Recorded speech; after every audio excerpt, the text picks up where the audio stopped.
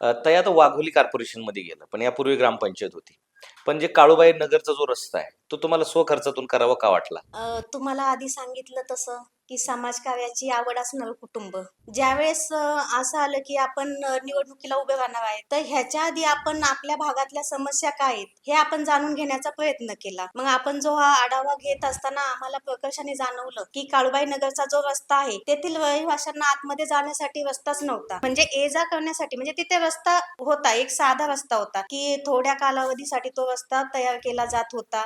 पण तो किती 1-2 महिने. परत त्यांना आहे तसंच. तिथे रस्ताच नव्हता. तो रस्ता ज्यांच्या मालकीचा होता, त्या लोकांशी आपण संगनमत करून ती जागा आपण विकत घेतली आणि त्या जागेवर आपण स्वखर्चाने तिथे रस्ता बनवला. ज्यावेळेस आम्ही तो रस्ता बनवला आणि रस्ता बनवल्यानंतर आम्ही तिथे आतमध्ये गेलो. अक्षरशः तिथे म्हणजे फटाके वाजवले, फुलं उधळली आणि गुलाल उधळला. म्हणजे लोकांच्या चेहऱ्यावरचं जे समाधान असतं, ते आम्हाला पाहायला मिळालं. म्हणजे कुठेतरी आपण जे समाजकार्य करतोय त्याची ही पोचपावती होती.